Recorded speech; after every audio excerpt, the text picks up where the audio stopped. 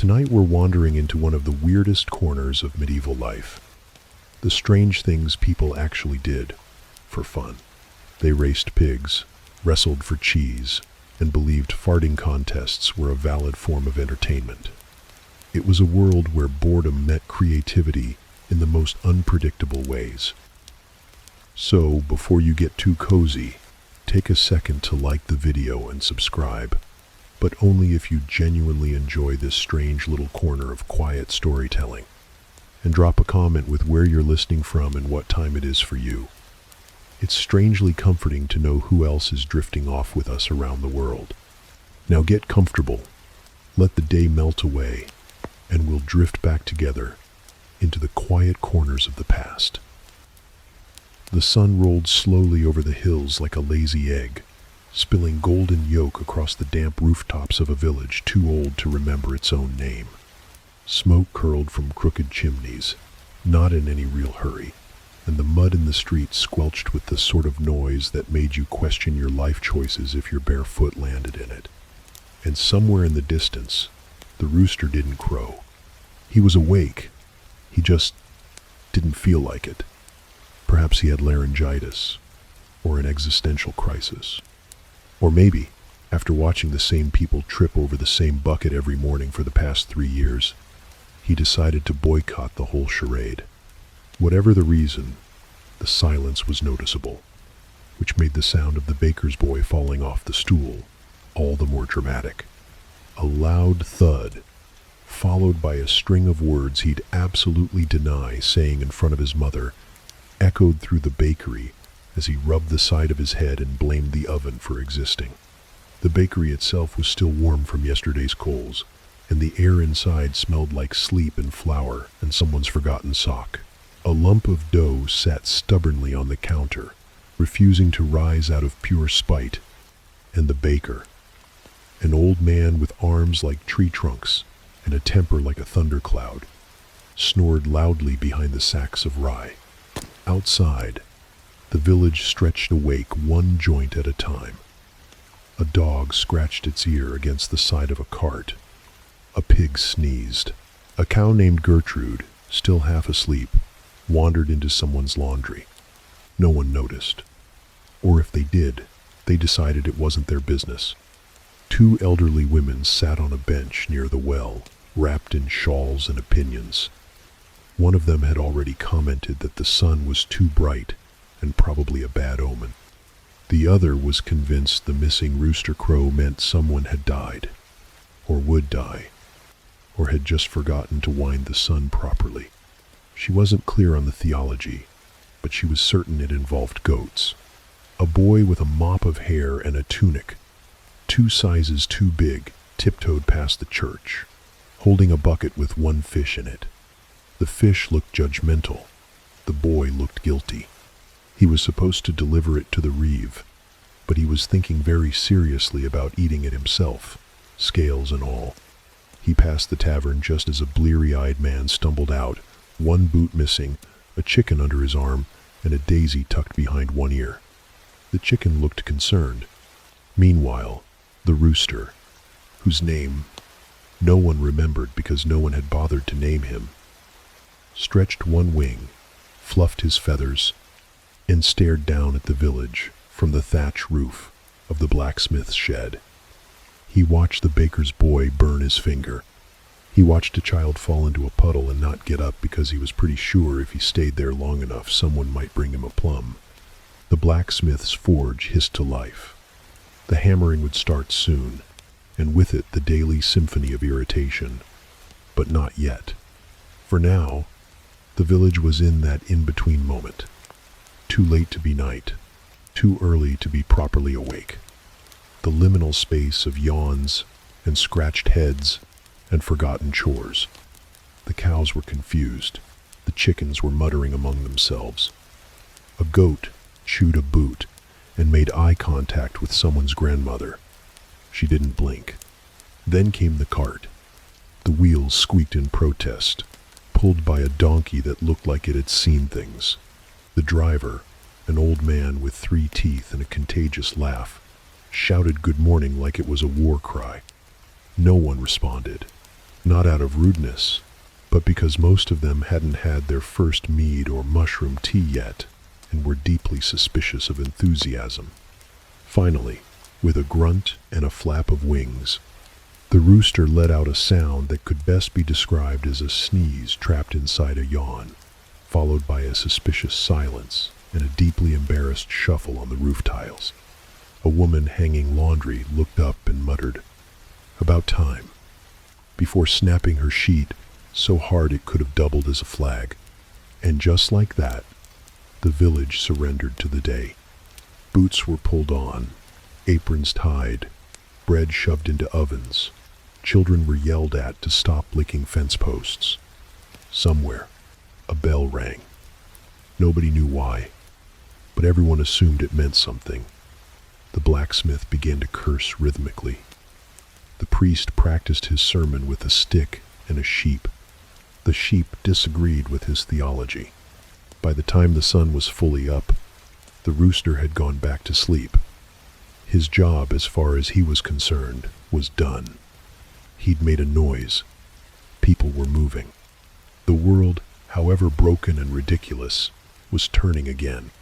And if no one had quite noticed the exact moment the day began, that was fine. It wasn't the sort of place where things started cleanly. Here, mornings didn't arrive. They shuffled in, lost a boot in the mud, and hoped no one asked too many questions. The first true scent of morning wasn't the bread. It wasn't even the fire.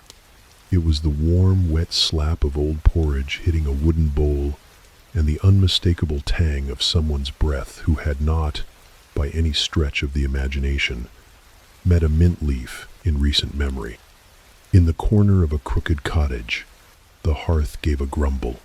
Flames licked lazily at damp logs, protesting their workload, while a woman with one eyebrow and zero patience stirred a pot that looked suspiciously like it had never been emptied. The porridge inside bubbled with a resentful plop, thick enough to stand a spoon in, thin enough to slide off when no one was looking. Her husband, already shirtless and already sweating, sat hunched over a hunk of rye so dense it might qualify as a weapon in some kingdoms. He took a bite and paused halfway through chewing, not out of delight but calculation. Was this the same piece from yesterday, or had it been reincarnated from last week's loaf? Either way, it tasted like dust and commitment. Next door, a young girl was pouring reused ale into a cracked clay cup for her grandfather, who claimed it settled the stomach, despite strong evidence to the contrary. The cup itself had a chip shaped exactly like the bishop's nose, a fact the family mentioned often and laughed about never. Outside, more hearths began their morning chorus. Wood snapped. Metal clanged. Somewhere, someone screamed, "Not again!" And a chicken was launched gently out of a window. The rituals had begun. Hygiene in the village was more of a suggestion, a whisper, an idea one might consider if time allowed, and it usually didn't. A man stood shirtless by a water barrel, splashing his face with such ferocity you'd think he was trying to erase it. Another used the corner of a tunic that clearly belonged to someone else to wipe his nose. A woman scrubbed her armpits with a handful of moss and muttered something that may have been a prayer or a curse. Maybe both. Tooth care was creative. Some chewed sticks. Others rubbed ashes on their gums with their fingers. One bold soul insisted on using sour milk, claiming it scared the rot away. It also scared away conversation. In one home, a child with tangled hair attempted to tame it by licking his palm and smacking his curls into submission. His mother watched and said nothing, mostly because she was too busy trying to remove a slug from her shoe without waking the baby balanced on her back. The bread ovens, at least, were a source of pride. That is, if your definition of pride included guessing whether today's crust would crack your teeth clean or just chip them slightly. The dough was often mixed with whatever was available. Oats, barley, the last handful of seeds someone forgot to plant. On a lucky day, there might be a walnut. On an unlucky day, a pebble. At the edge of the village, a man known only as Cricket was lighting his stove with a smirk. He claimed his bread rose better when he sang to it. The bread disagreed, but the singing continued. His neighbors didn't complain. They just made sure to be very loud about eating anyone else's loaf. Sacred rituals dotted the morning like breadcrumbs no one wanted to follow. A few families knelt by their doors, murmuring blessings with half-closed eyes and fully empty stomachs. The priest's bell rang once, though no one was sure why, as he was still asleep in the chapel with a candle melted into his hair. One woman tied garlic to her baby's ankle to ward off demons. Another spat over her left shoulder after feeding the dog, just in case. A boy rubbed mud on his forehead for strength, then promptly tripped over a bucket and blamed the mud for not working fast enough.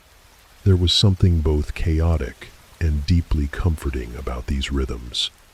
Everyone had a part to play, even if their part involved burning the stew, cursing the cat, or waking up with half a beat in their bed. No one knew how these habits started. They simply were. Passed down, picked up, misunderstood, misused, and stubbornly repeated. By the time the sun climbed higher, the air was thick with smoke, salt, and hope that someone, somewhere, had a clean spoon. The porridge had begun to solidify into something resembling glue. The reused ale was already room temperature, which was not a compliment. And the bread? The bread was cooling on crooked shelves, daring anyone to complain. Morning had arrived fully now, not because the rooster said so, and not because the clock struck anything. There were no clocks, and the rooster was still offended. No, the day began when breath turned to chatter, and smoke rose from hearths, and people, despite everything, got on with the business of surviving. One crust, one cough, and one sacredly strange ritual at a time. They gathered like clockwork. Not the loud kind of gathering with shouting and barrels and broken fiddles. No, this was quieter, sharper, more dangerous. A semicircle of old women planted themselves near the well, just after sunrise, armed with shawls, strong tea, and sharper tongues than most swords in the village. Their backs were hunched, but their hearing, impeccable. Their knees ached, but their memories, flawless, especially when it came to other people's worst moments. The well itself had been there longer than any of them. It sagged slightly to the left and creaked when the wind changed. Like it, too, was trying to chime in on the gossip. A wooden bucket swung lazily on its frayed rope, listening in as if it had ears. Bertha was always first. A widow since the flood of 21. Not the big one, the smaller one that only knocked over the pig shed. She arrived with her oat cakes tucked in a cloth napkin and her lips already pursed. Her gossip didn't warm up. It came out hot, fast, and slightly burned. "Did you see the baker's wife?" she asked no one in particular. Wearing yellow. At her age. Bold. Martha, who was once a midwife, and now just a professional skeptic, sniffed. Bold or desperate?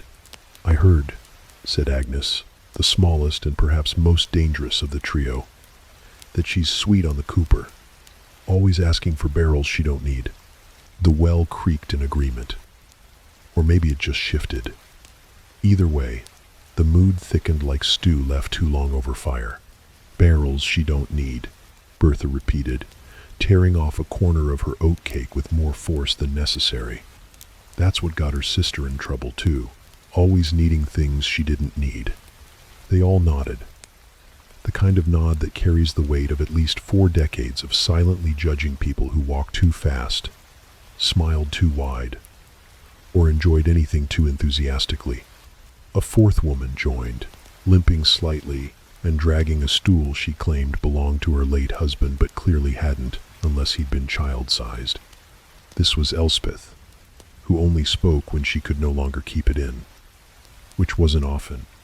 She sat, unfolded a suspiciously dry apple, and said, I saw the priest leave the tavern last night with hay in his beard. There was a silence so heavy, even the birds paused. With hay? Martha asked, and a bruise on his forehead. The oatcakes stopped mid-air. Agnes blinked like she'd just received divine confirmation. Well, said Bertha slowly, he did give quite the sermon on temptation last week. Said we must all be tested. Maybe he meant himself, said Elspeth, biting her apple and chewing it like a statement. A donkey passed behind them, braying loudly and dragging a cart full of nothing. They didn't even look. The donkey was not their concern today. Today, it was the priest, the cooper, the baker's wife, and the woman from 2 cottages down who was seen planting something in the garden after midnight. What sort of herb grows at that hour? Martha asked with raised eyebrows. The sort that gets your chickens to lay twice as fast, muttered Agnes. The sort that gets your husband to speak less, added Bertha. They all sighed, not wistfully, strategically. A young girl approached the well with a bucket too large for her arms. Her eyes were round with fear. She greeted them with a quiet morning and reached for the rope. Careful, Bertha warned. That rope frays more every day. And if it snaps, Martha added, you'll end up in the well and hear everything we said twice. The girl nodded too quickly, nearly lost her grip on the crank, and retreated the moment the bucket hit the edge. She spilled half the water on her dress and didn't even look back. Agnes watched her go. That one's too quiet. Quiet ones always marry wrong. Elspeth grunted. Quiet ones listen too much, just like us. There was a rare moment of laughter. Dry, dusty, the kind that didn't shake shoulders but rustled shawls. They rarely admitted it, but there was affection buried under the layers of judgment and oat crumbs. A kind of sisterhood formed not by love but by repetition, survival, and the shared understanding that everyone, eventually, gave them something to talk about. They moved on to pigs next. The big one near the churchyard had gotten loose again and eaten half a salter before someone chased it off with a broom. They debated whether that made the pig holy or blasphemous. Elspeth suggested it was both and that some men in the village weren't so different. More oatcakes were passed around, some dipped in tea. Others simply gnawed on for something to do. No one asked for recipes. They were all made with the same 3 ingredients anyway: oats, heat, and mild resentment. By the time the sun was high enough to warm the edge of the bench, the women had covered everything from who was limping too suddenly to who was smiling too often. They weren't always right. They weren't always fair. But they were always, unfailingly, watching. And tomorrow, they'd be back. Same time, same well, same oatcakes, and someone new to talk about. Inside the manor, where the walls leaned ever so slightly like they'd grown tired of holding secrets, a young scribe sat hunched over a wooden desk, far too noble for his level of talent. His name was Lionel, though some in the manor had taken to calling him Blot, not out of affection, but because he'd once spilled an entire inkwell into the bishop's sleeve, and no one had ever truly moved on. At this moment, Lionel was in his 5th hour of copying a legal charter so dull it could probably end wars just by being read aloud. It was written in Latin, a language that, in Lionel's case, triggered a very specific response. Sneezing. Not metaphorically, actually sneezing. Something about the parchment, or the ink, or maybe the overwhelming scent of obligation, set his sinuses ablaze. He dipped the quill. It dripped. He wiped the excess on a cloth that had once been white, and now looked like it had survived 3 plagues and a minor exorcism. With the solemnity of a monk, he began the next line. Et universis presentibus. Ah, chew! The sneeze erupted mid-sentence, splattering a constellation of ink across the parchment. His nose now bore the mark of a man who'd fought and lost a duel with a squid. Oh, for heavens, he muttered, blotting the page so aggressively the ink spread like gossip. The steward poked his head in. Progress. Lionel smiled, like a man on the edge, by all appearances. Good. That charter must be perfect. His lordship is having it read aloud at supper tonight. Lionel blinked. Read aloud to people, to the bishop, the magistrate, and 3 nobles who understand less Latin than you. He disappeared before Lionel could object. That was the thing. No one would understand it. Not the bishop, who mostly nodded at things and blessed whatever was closest. Not the magistrate, who once mistook a recipe for a legal summons. And certainly not Lord Redgrave himself, who had insisted the document include a clause about goose ownership rights. Just in case, Lionel sighed and began again. Somewhere in the hallway, a maid dropped a tray. The crash startled him into flicking his quill like a wand, launching a stripe of ink across the floor and onto a cat that had been napping far too peacefully under his stool. The cat woke up with a howl, launched itself onto the desk, and streaked across the page, leaving paw prints like small declarations of war. Lionel froze. The cat froze. Both considered the consequences. I didn't see anything, he whispered to it. The cat blinked, unimpressed, and left the room with the air of someone who had just ended a relationship. He stared at the ruined page, then at the previous 4, all of them smudged, blotted, or mysteriously sticky. One had a dead fly pressed between 2 lines like punctuation. Another had a faint circle where he'd once set his tea without thinking. It wasn't that Lionel was bad at his job. He was just employed in a job that did not care for him. He liked poetry. He liked stories. He once tried to sneak a haiku into a land deed just to see if anyone would notice. They hadn't. But now, every time the town crier announced that parcel's boundaries, he accidentally recited a meditation on wind and wheat. Still, this charter had to be serious. Apparently, it concerned land use, taxation, and some clause about cows that sounded vaguely threatening. So Lionel tried again. He sat straighter. He wiped the ink from his nose. He dipped carefully. He breathed through his mouth, as if that might stop the sneezes. And he wrote, "E universis presentibus." "Bless you," came a voice from the hallway, preemptively. He didn't sneeze that time, but he did spill tea on his foot. Midway through the paragraph about grain levies, he began to wonder if anyone in the manor actually read anything. The steward only glanced at margins. The lord looked for his name and any mention of ducks. The bishop pretended to squint, as if he'd left his glasses in heaven. Maybe, Lionel thought, this wasn't about understanding. Maybe it was about performance. Authority in long sentences. Power in curled letters and unnecessarily large wax seals. He paused. Wrote a new line. Quibustam terminis obumbratis, porcus regit silentium, which meant, very roughly, in certain shaded circumstances, the pig rules the silence. He stared at it, smiled, then, reluctantly, crossed it out. Mostly.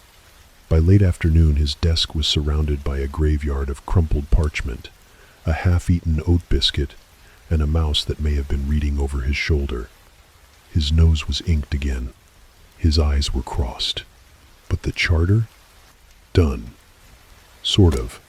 Lionel wiped his hands on his tunic, stood, and immediately knocked over the inkwell one final time. He considered screaming. Instead, he whispered, "I shall blame the cat." Then he rolled up the parchment, tied it with twine, and left the room with the gait of a man who had lost a battle but would survive the war. The charter would be read that night, mispronounced, misunderstood, forgotten by morning. But somewhere, deep in its clauses, a smudge shaped like a paw print would remain. Proof that at least 2 beings had cared enough to ruin it completely. The sun was barely up, the mist still loitering in the fields like gossip with nowhere to be, when Edwin was handed a bucket, a rag, and a mission that would haunt him for seasons to come. "Go milk Gertrude," the stable master had said, wiping his hands on his apron like he'd just gifted Edwin a sacred rite. "She's in a mood today. Be gentle." Gertrude was always in a mood. Sometimes that mood was sleepy disdain. Other times it was outright war. She was the only cow in the village with her own nickname among the children, the Throne of Doom, and her stare had been known to make grown men reconsider their professions. Still, Edwin nodded like a fool and accepted the task, mostly because saying no would have meant scrubbing the latrines instead. At 16, he was an apprentice in everything and a master of nothing. He had once tripped over his own shoe while standing still. Today, he was about to learn how to milk a cow. He approached the barn with the reverence of a man entering battle. Birds chirped overhead, unaware. The rooster finally crowed, as if to say, "This is going to be good." Inside, Gertrude stood like a statue carved from indignation and hay. She did not look at Edwin. She looked through him. Her eyes narrowed. Her tail flicked. "Morning," Edwin said softly, trying to sound confident. "I'm here to, the milking." Gertrude didn't respond. She shifted her weight slightly, which might have meant, "Come closer," or "Prepare to die." It was hard to tell. He placed the bucket gently beneath her, crouched on the stool that wobbled if you breathed too hard, and reached out with trembling hands. He had been told the technique: thumb and forefinger, then the rest of the fingers, like squeezing a pouch of mead. But the udders felt like warm, twitchy balloons, and just touching them made him flinch. "Sorry," he whispered to Gertrude. Gertrude sneezed, directly onto his face. Edwin wiped his eyes and tried again. He gave one slow, cautious tug. Nothing. Another. Still nothing. He looked up, and Gertrude was chewing slowly, staring at him with a smirk that shouldn't have been possible on a bovine. "Please?" he asked. Somewhere in the distance, thunder rumbled. Or maybe it was the baker's cart. Either way, it felt ominous. He adjusted the bucket, tried a firmer grip, tugged once more. A single, pathetic squirt of milk hit the side of the pail, with a sound that mocked him. "Progress," he whispered. And then Gertrude moved. With a twist of her body that defied physics and modesty, she shifted her rear leg and delivered a precise, calculated kick that sent the bucket flying, knocked the stool sideways, and deposited Edwin directly into a pile of straw that smelled distinctly of past regrets. "All right," he gasped, sprawled out, staring at the beams above. "Not progress." Gertrude turned her head, snorted, resumed chewing. Edwin sat up, covered in milk, straw, and shame. His tunic clung to him in patches. His hair looked like it had been licked by a confused ghost. And the bucket, now dented, lay on its side like a fallen crown. He retrieved it, dusted it off, returned to the stool with the determination of a martyr and the posture of a drowned rat. "Okay," he muttered. Again, this time, he tried humming. A soft, nervous tune that sounded vaguely like a lullaby and a funeral march at once. He gave a gentler pull, eyes closed, hoping that maybe Gertrude was the kind of cow who responded to music. To his surprise, she stayed still. A thin stream of milk began to trickle into the bucket. He didn't breathe, didn't blink, just milked, slowly, rhythmically, imagining applause in the distance. Then the tail came. It whipped like a whip, designed by Satan himself, catching him across the cheek and mouth with a wet smack that tasted like manure and betrayal. The bucket tipped. Again, the milk spilled like an offering to the gods of humiliation. Gertrude let out a low, satisfied moo. By the time the stable master returned, Edwin was slumped against the barn door, defeated, his hands sore, his shirt stained, and his expression one of quiet trauma. "Well?" the stablemaster asked, arms crossed. Edwin looked up. "She gave me something. Milk. Mostly contempt." The man chuckled, then glanced at the cow. "She only respects two people, the priest and the old widow who feeds her honey oats on Thursdays. Everyone else is just a target." Gertrude snorted in agreement. Edwin stood, handed over the dented bucket, and wiped his hands on what was left of his dignity. He wouldn't say he learned how to milk a cow that day, but he did learn how not to, which, in most villages, counted for something. And Gertrude? She stood regal and unbothered, queen of the barn, guardian of udders, watching the boy retreat with her tail swishing in slow, victorious arcs. The sun hadn't climbed too far when the village children were released into the fields with what the adults generously referred to as important work. Important in the sense that it kept them out of the bakery, away from the priest, and preferably far from anything breakable. They were told to gather weeds from the edge of the barley rows. They were also told to not hit each other with shovels, not climb the scarecrow again, and not pretend to die in front of travelers. These requests were understood, but not remembered. A dozen or so children spilled into the fields, like noisy birds, armed with small shovels, baskets, and the kind of energy that made goats nervous. Their clothes were patched, their shoes uneven, and their priorities very clear. Dig something up, throw it, and if possible, fall down dramatically afterward. Thomas, age 9, and already missing 2 front teeth from unrelated incidents, declared himself commander of dirt, and immediately appointed a council, made up of whichever children hadn't run away when he started shouting. His first decree was to form a shovel brigade.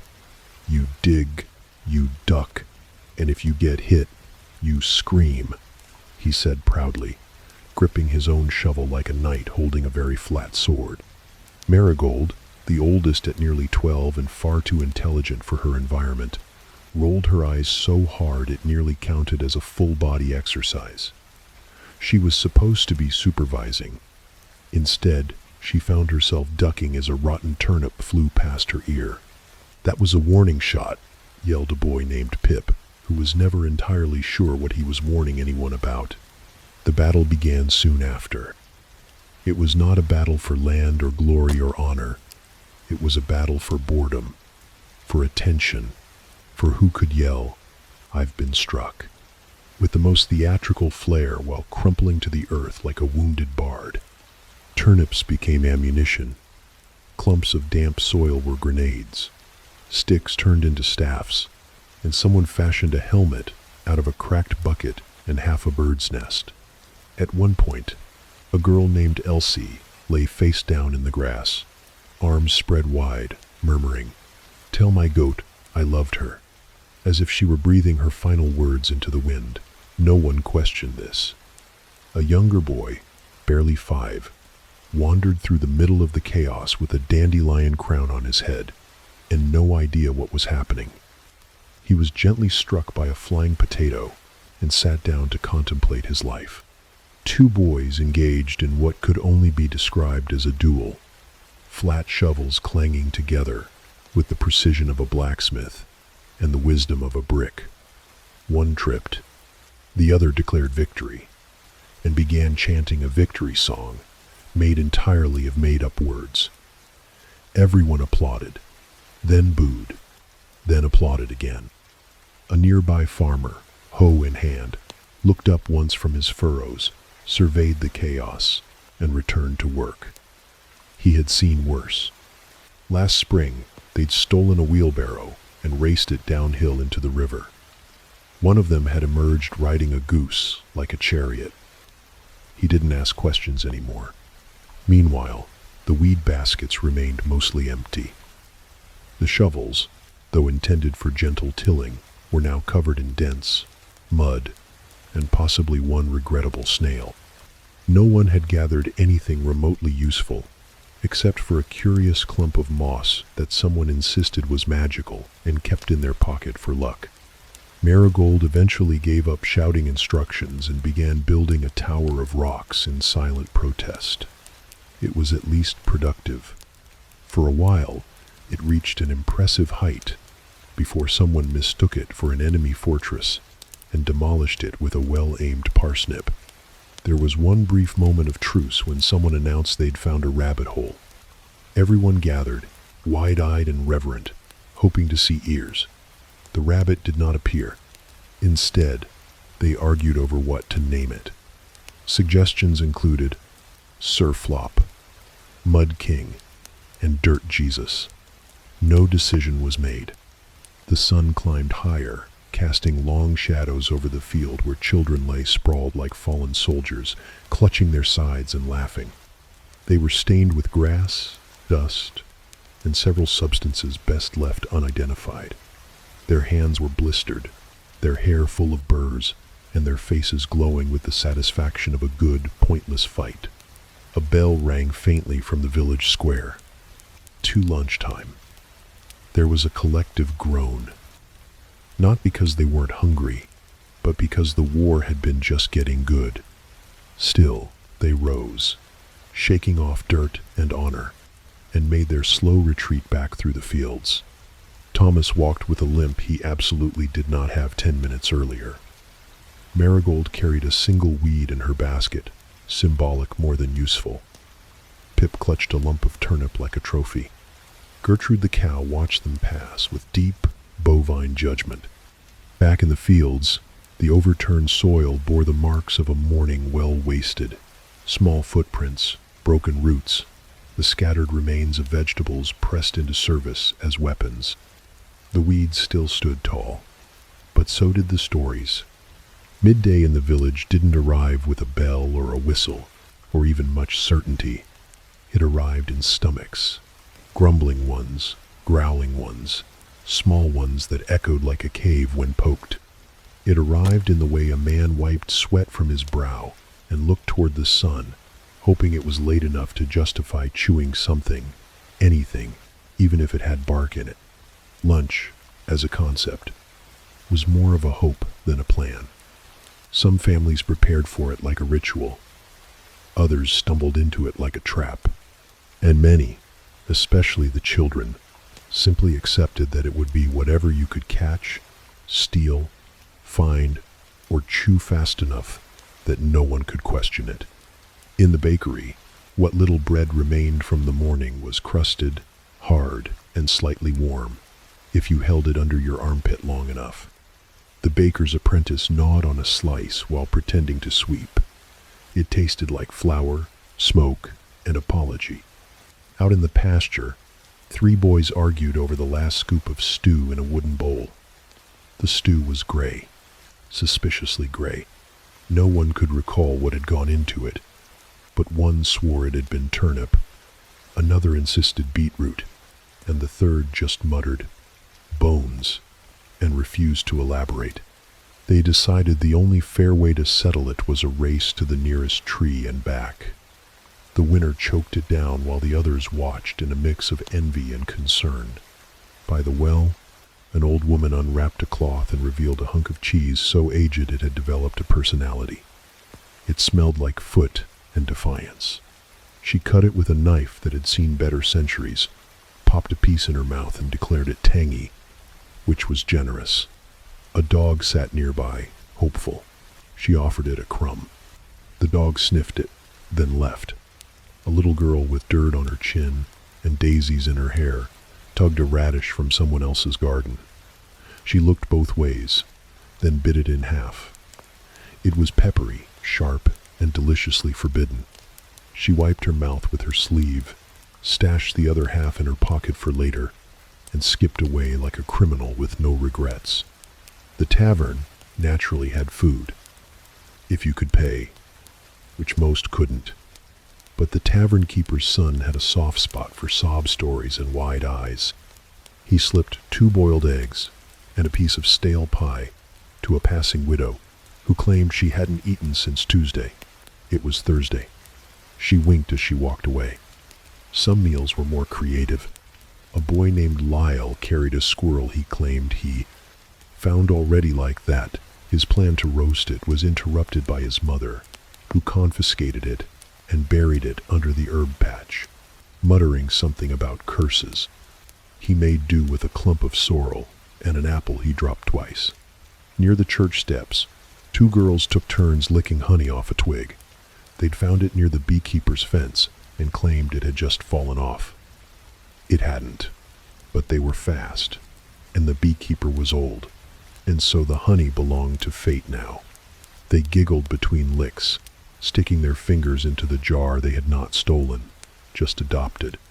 An apprentice blacksmith, covered in soot and pride, munched on a roasted onion like it was a prize. No bread, no salt, just onion. His breath cleared a 6-foot radius around him, and he liked it that way. He called it warrior seasoning. Out by the edge of the woods, an old man cooked something in a pot over a low fire. No one knew what. He never said. Sometimes he whistled while stirring. Sometimes he just stared into the pot like it was whispering secrets. Once, someone peeked in and saw a bird foot and what might have been a pear. No one asked twice. Not all meals were found on the ground, or stolen, or questionable. In one cottage, a mother handed out slices of oatcake and boiled carrots, calling each child by name like they were noble guests. The food wasn't much, but the children beamed like royalty. One boy even bowed before biting his carrot. She curtsied in return. By mid-meal, the air was filled with the sounds of chewing, slurping, spitting, and one faint argument over who had licked which cheese first. It was not elegant, it was not clean, but it was lunch.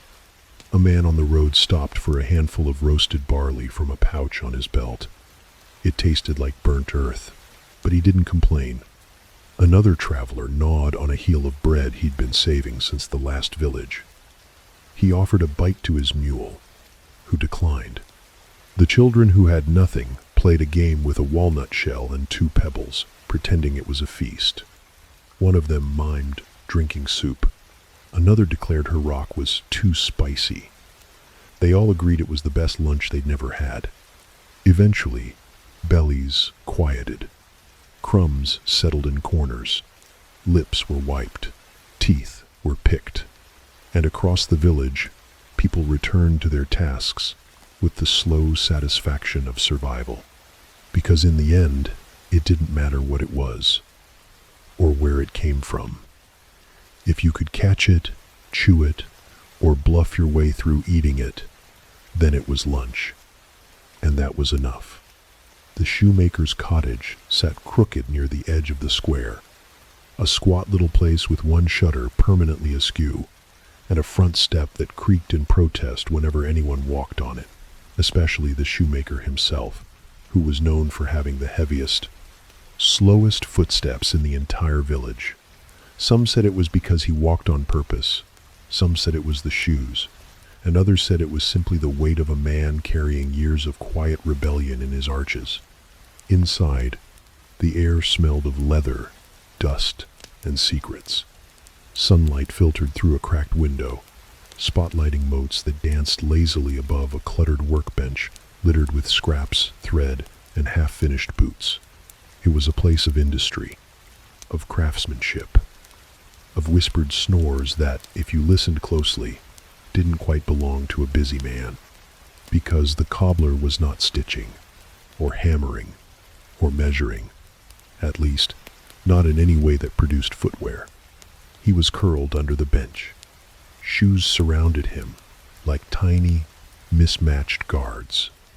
A boot with a hole in the heel, a slipper missing its twin, a sandal with a buckle so rusted it had become a philosophical question. The cobbler lay on his side, hat tipped low, mouth slightly open, one hand tucked under his cheek as if he'd slipped into childhood mid-task. His chest rose and fell in the kind of slow, deliberate rhythm that suggested a man very much not awake. and very much not bothered about it. If you asked him, if you knocked, or coughed, or stepped inside loudly enough to wake the floorboards, he would insist he was measuring souls. Sometimes, if he was feeling poetic, he'd say he was conversing with the leather. Once, after a particularly long doze, he claimed he'd been meditating on arches. Everyone let him have that one. The truth was far simpler. He was tired. And the bench, cramped as it was, had become a kind of sanctuary. In his dreams, he was always eating. Mutton pies mostly. Thick, hot ones with flaky crusts and gravy that defied logic. Sometimes there were potatoes. Sometimes a flagon of ale that refilled itself, as if the dream knew just how much he'd need. No one ever interrupted him in these dreams. No one asked for new heels, or to tighten the instep, or if he could fix the buckle before Sunday. Just pie and quiet, and the soft hum of a world where everything fit perfectly. Above him, life carried on. A young man stepped into the shop, looked around, and called out, "Master Cobbler?" No answer. He frowned, leaned over the counter, and caught sight of a boot twitching ever so slightly under the bench. A faint snore confirmed his suspicion. He waited a respectful moment, then tiptoed out, deciding the shoe could wait another day. No one wanted to be the one who woke the cobbler. Not because he was angry. He wasn't. He was just slow to return. His eyes took a while to focus. His words came out like soup that hadn't quite boiled, and once he mistook a broom for a customer and tried to sell it a pair of sandals. Back in the shadow of the bench, the cobbler smacked his lips and smiled in his sleep. The mutton pie was particularly good today. Outside, the village buzzed. The blacksmith's hammer rang out like church bells. Children shouted over a game of chase the chicken. The miller cursed about something that was probably his own fault. And in the midst of it all, the shoemaker napped on, undisturbed, wrapped in the scent of tanned hide and baked fantasy. His apprentice, a lanky boy named Joss, eventually poked his head in. He spotted the boots in progress, the scattered tools, the lack of movement, and sighed like a man twice his age. "Again?" he muttered. He walked behind the bench, crouched, and gently slid a rolled-up piece of felt under the cobbler's neck. The old man shifted slightly, murmured something about gravy, and settled deeper into sleep. Joss didn't mind. He liked the quiet. He liked the way the shop felt like a secret between them. He even liked that his master sometimes dreamed instead of worked. It made the shoes he did finish feel a little more magical, like they'd come out of a place not quite in this world. Back under the bench, the cobbler's fingers twitched. Maybe he was tying an imaginary shoelace. Maybe he was reaching for another bite of pie. No one would know. A spider wandered across his boot, paused, and thought better of it. The snoring grew softer. The light shifted. Time passed the way it always did in the village. Unhurried, full of corners. Eventually, he'd wake up. He'd stretch, smack his lips, pretend he'd been checking a seam. He might even say, "Ah, yes, it's nearly ready," as if the shoe beneath his bench had been ripening like cheese. But for now, the cobbler slept, shoes all around him, dreaming of pie, and not a single soul dared wake him. The bell tolled softly over the village, a gentle reminder that evening vespers were drawing near. Chickens squawked in distant corners, dogs barked like they were defending the faith itself, and the air began to settle with that odd, glowing hush that made every shadow look just a little longer than it should. In the chapel, Father Aldrich stood still as a statue, which would have been noble had it not been for the sheer panic creeping across his face. He had, at that moment, forgotten everything. Not his name. He remembered that. And not his purpose. He was fairly certain he was still a priest. But the sermon? The scroll? The passage from Luke that he'd been muttering all morning while feeding the geese? Gone. Completely, absolutely, gloriously vanished from his mind like smoke through a sieve. He glanced around the sacristy, which resembled less a holy preparation room and more the inside of a cupboard that had given up. Robes were slung over chairs. Candles leaned like drunks against the walls. A chalice rested upside down on a stack of hymnals that had been propping up a crooked stool for 3 months. Somewhere, a mouse scurried with the kind of confidence only divine proximity could afford. "All right," Father Aldrich muttered to himself, lifting papers, lifting books, lifting a crust of bread that had somehow turned into a theological hazard. "Where did I had it this morning." He checked under the table, behind the altar, in the cabinet where he once accidentally locked a vestment for Lent and didn't remember until Pentecost. The scripture was not there. Then he noticed something else. Something colder. He looked down. No shoes. His feet, pale and slightly alarmed by the stone floor, blinked back at him as if to say, "Good sir, why are we naked in God's house?" "Oh, not again," Aldrich whispered, shuffling toward the far corner where he kept what he called emergency shoes, a mismatched pair once worn by a monk with one leg slightly longer than the other. He slid them on with the resignation of a man who knew both fashion and symmetry were sacrifices made long ago, in service to a higher calling. Outside, the village was already gathering. The baker's wife stood chatting with the apothecary, likely about yeast or sin. A handful of children were throwing pebbles at the chapel door in what they claimed was a game and not low-grade heresy. And somewhere near the steps, Old Man Trigg had fallen asleep against a barrel and would probably stay there until someone tripped over him in the dark. Father Aldrich wiped his forehead. "Vespers," he muttered. "Evening vespers. That means light, hope, repentance, shoes." He blinked. No, he had shoes now.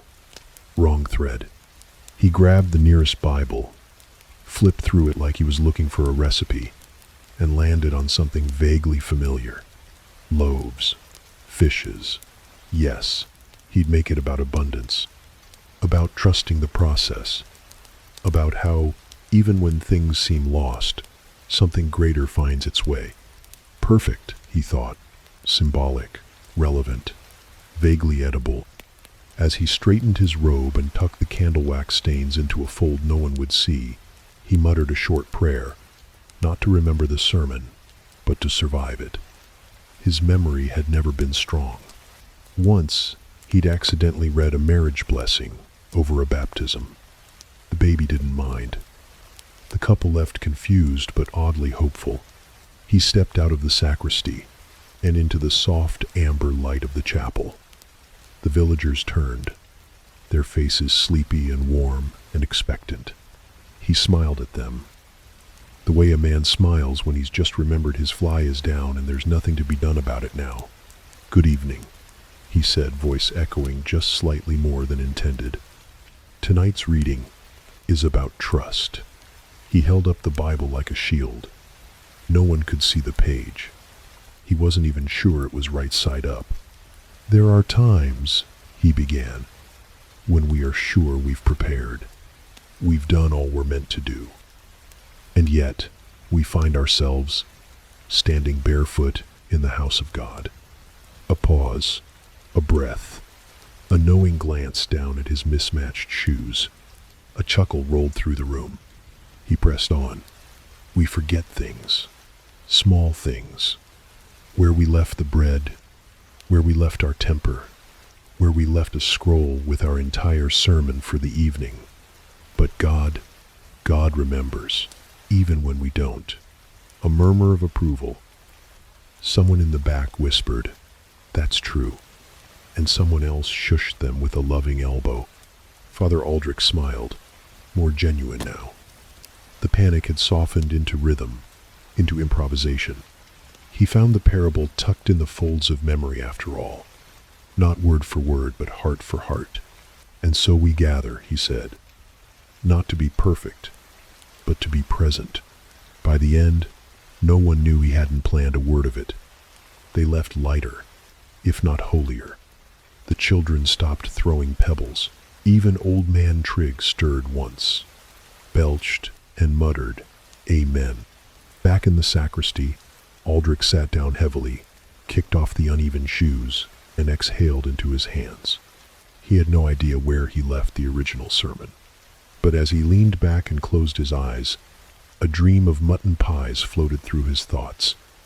And for just a moment, he didn't mind forgetting.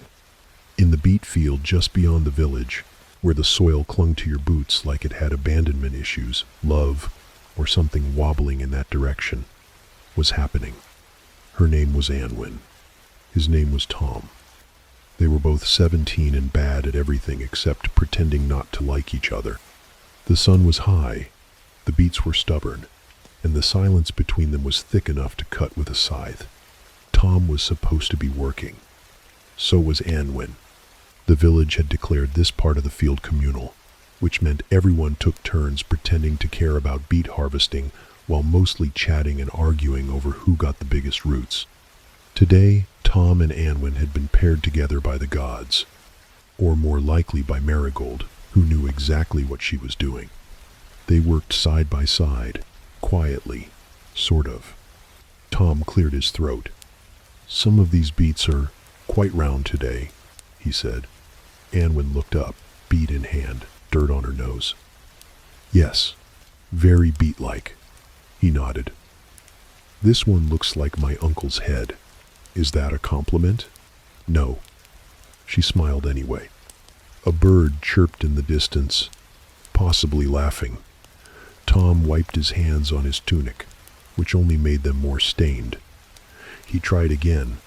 "I saved you a good one," he said, holding up a beet with a lopsided grin carved faintly into its skin. "Looks like it's smiling." Anwin took it, held it, gave it a serious look.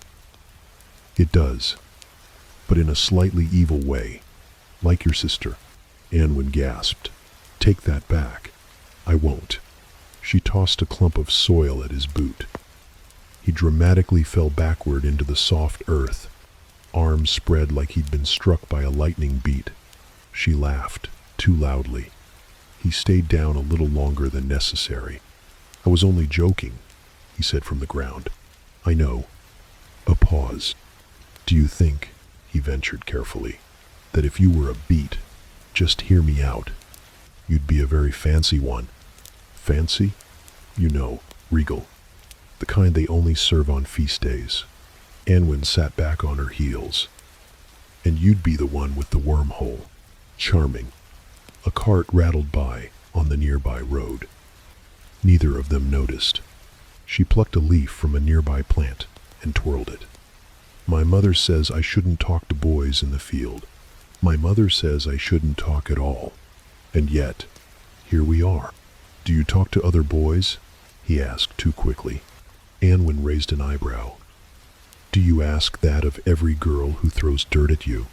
"No, just the ones who catch my eye while elbow, deep in tubers." She flushed, not visibly, but in the way she blinked a little slower and looked away like she suddenly remembered how interesting dirt could be. "I don't talk to many boys," she said after a moment. "Most of them don't say anything worth hearing." Tom tried not to smile so big it scared the birds. "I once wrote a poem," he offered, "about turnips." Anwin lit up. "Recite it." "It's terrible. All the best ones are." He sat up, wiped his hands, and with all the dignity of a farmer knight, he cleared his throat. "O turnip stout, and pale, and round, thy leaves like hats upon the ground. Thy flesh is firm, thy spirit true. But still, I'd rather look at you." He looked at her. She blinked, then snorted, then laughed, until she had to hide her face in her apron. "You're an idiot," she said between giggles. You liked it.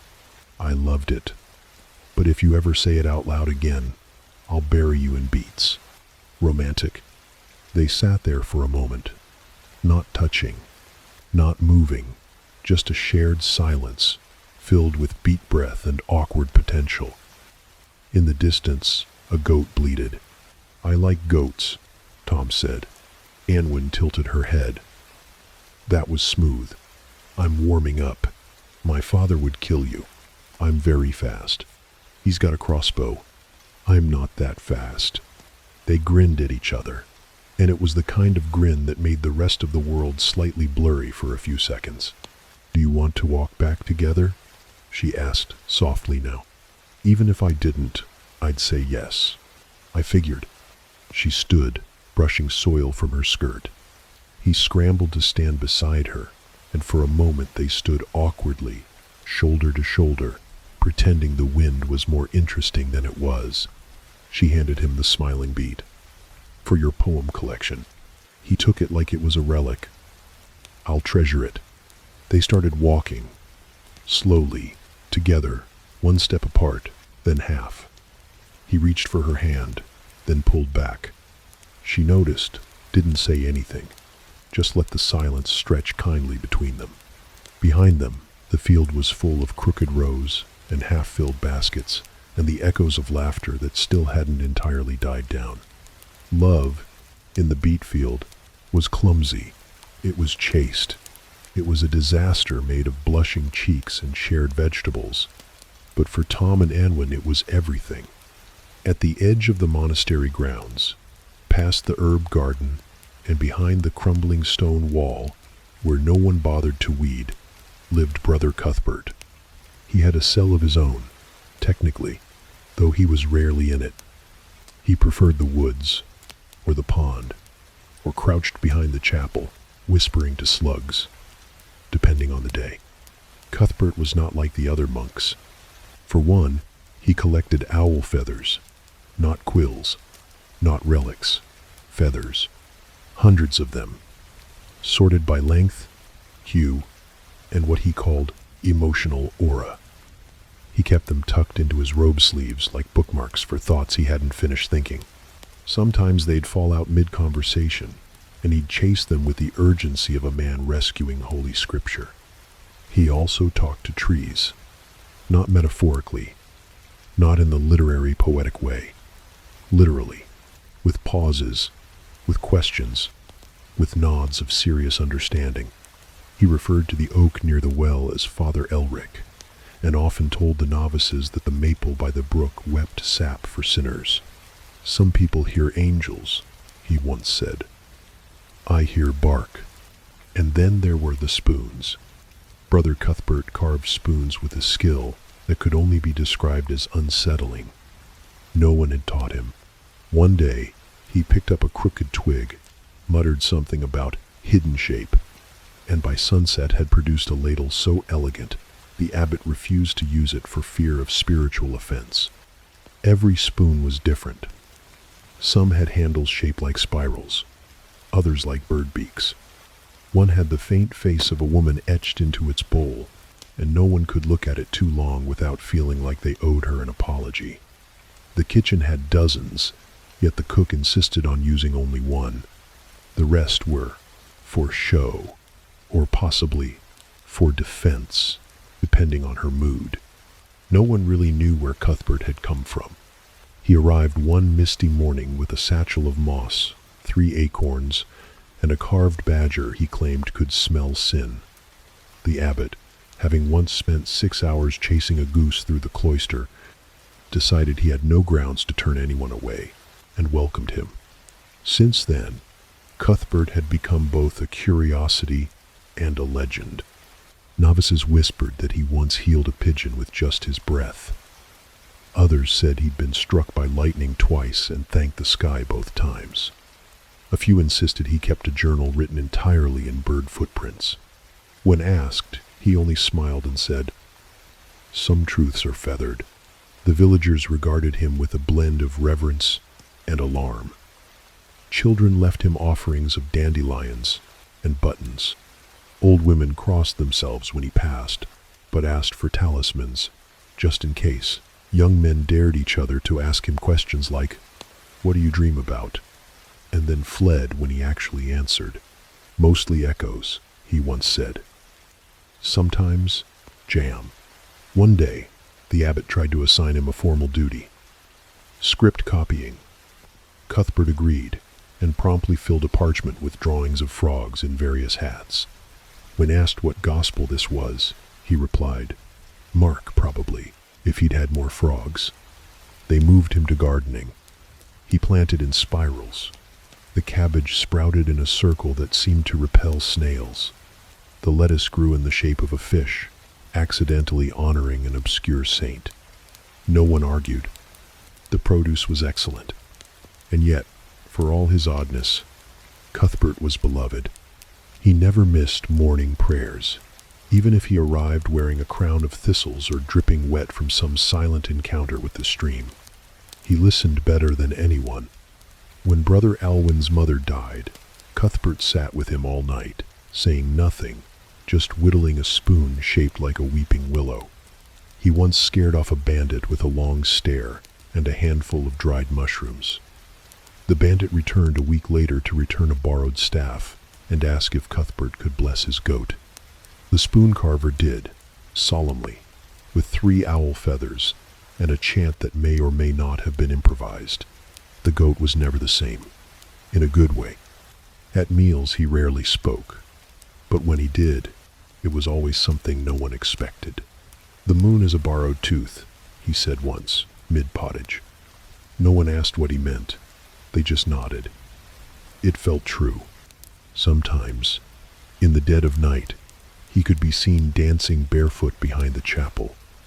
Slowly, gracefully, arms outstretched like he was listening to a hymn only the dirt could sing. No one stopped him. In fact, a few of the younger monks started joining him, though clumsily, and always in silence. Was he mad? Maybe. Was he wise? Possibly more than any of them. But most agreed he was something else entirely. A question the monastery had been lucky enough to receive without needing an answer. So he whittled. He wandered. He whispered to the trees.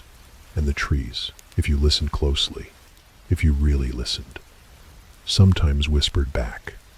Down by the river, where the reeds swayed like nosy old men and the water moved slow enough to hear secrets, the women gathered with baskets of laundry and mouths already half open. The sun was still stretching its arms above the hills, but the gossip had already begun. Laundry day was never really about laundry. It was about the rhythm of scrubbing and speaking, about pounding stains out of tunics, while casually destroying reputations. The soap was made of ash and lard, rough as sand and just as unforgiving. Clothes got clean, sure, but what really sparkled was the conversation. The older women arrived first, wrinkled hands, sharp eyes, tongues oiled and ready. They laid out their linens like battle plans, rolled up their sleeves, and set to work with the precision of executioners. Each slap of a wet garment against the stone was punctuation. "Did you hear what Maud's boy did with that hedge girl?" one of them asked, tossing a shirt down with flair. "No," said another, lathering a sock that had seen things, "but I hope you're about to tell me." And so the tale began. Half true, half invented, all delicious. Younger women trickled in next, laughing, yawning, clutching damp bundles.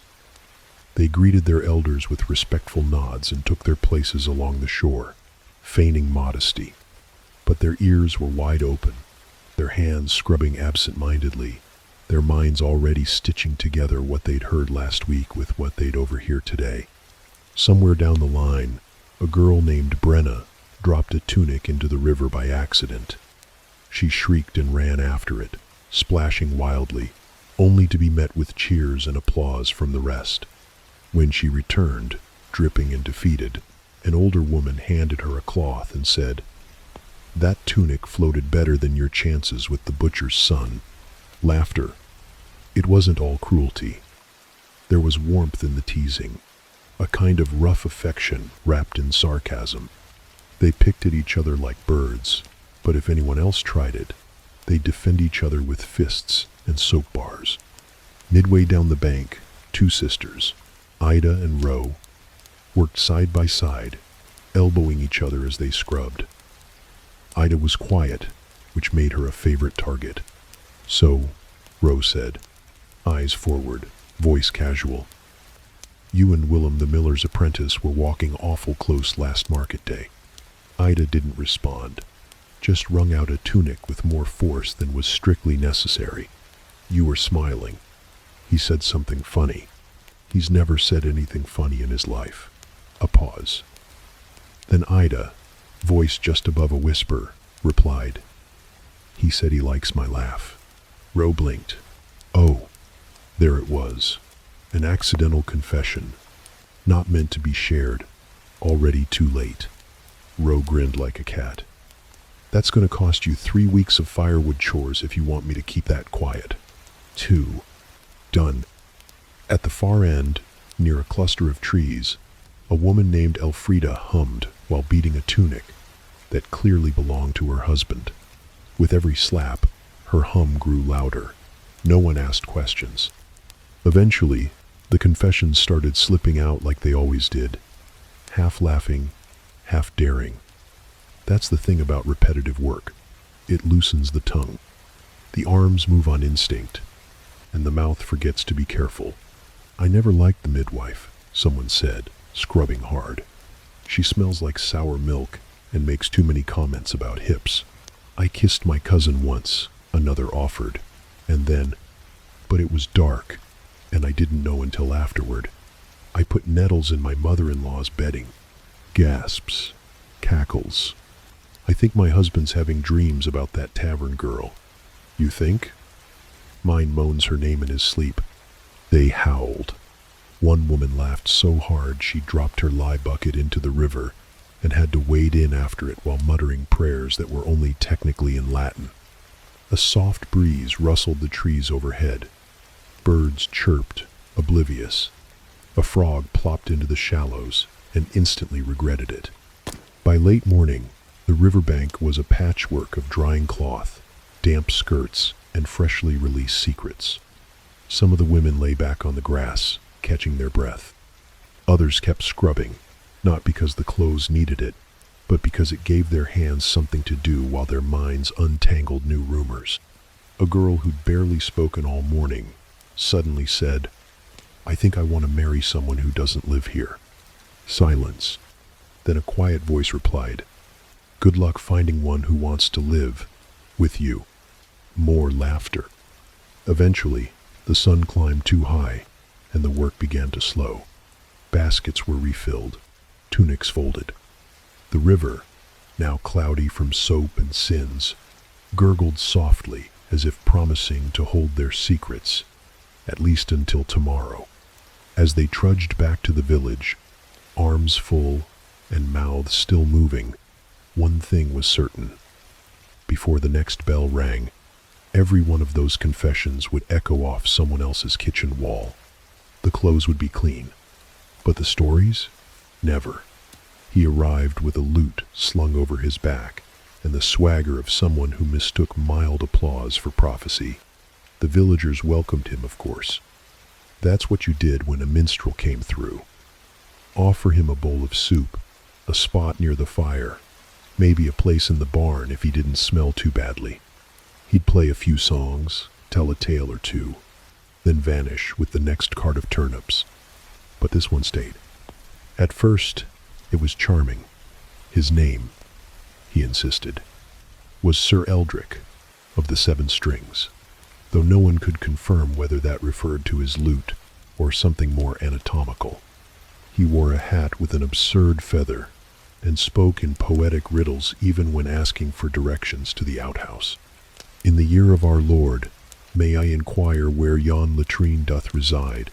he once asked old Murda, who simply pointed and muttered, "Over there, and don't yawn me." He performed in the square every evening, without fail. The first night, the children danced. The second, the butcher's wife, clapped along. By the fifth, most people found urgent reasons to be elsewhere, like checking on non-existent goats or rearranging firewood. The problem wasn't just that he stayed. It was that he only knew 3 songs. Exactly 3. One about a brave knight who loved a swan, which grew less romantic the more you thought about it. One about a miller's daughter and some deeply questionable metaphors, and one called "The Wind Doth Moan for Thee," which involved a lot of moaning. Literal moaning. He hit the same note at least 17 times. When asked if he knew anything else, he'd smile like he'd been mistaken for royalty and reply, "Ah, but these are sacred tales, crafted under moonlight and muse." "And overcooked," muttered the baker's son. It wasn't just the songs, though. It was how every tale began. In the year of our Lord. Didn't matter what he was talking about. A dragon? In the year of our Lord. A beast of flame? A stolen pie? In the year of our Lord, a most wicked pastry vanished. Once, he tried to explain the rules of a dice game to the blacksmith using the same opening. The blacksmith nodded politely, then threw the dice into the fire. He lingered at the inn, strumming softly, waiting for someone to ask for a tune. No one did. He wandered into the chapel, claiming the acoustics helped him commune with the divine, though the priest gently asked him to stop turning psalms into limericks. He wandered the fields, serenading cows. "They're more forgiving than people," he said one afternoon, sighing beside Gertrude, the largest and least impressed of the herd. By the second week, he began inserting himself into conversations. "You know, in the year of our Lord, don't," someone would say. But he would.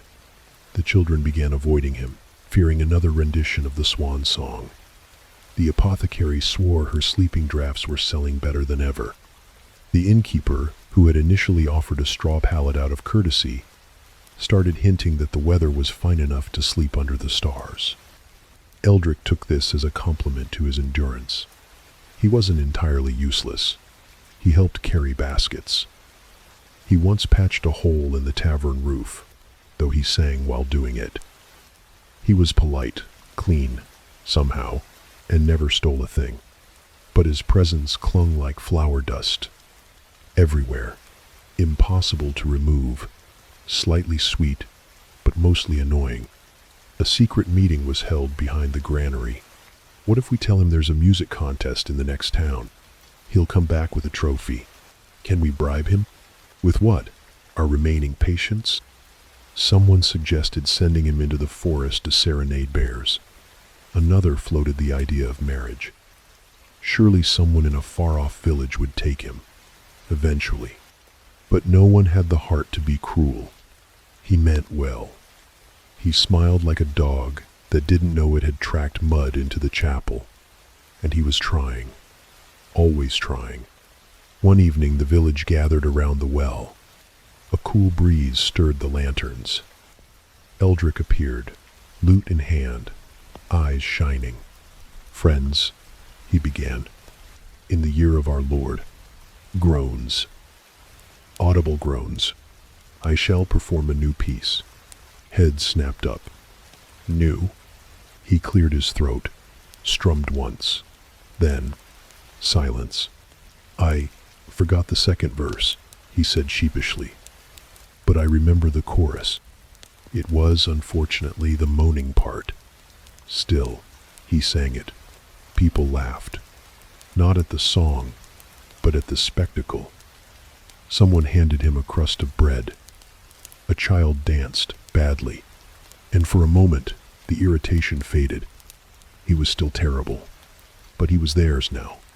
Every morning, just after the sun spilled across the thatched rooftops, and long before anyone truly wanted to be awake, the village reeve began his round.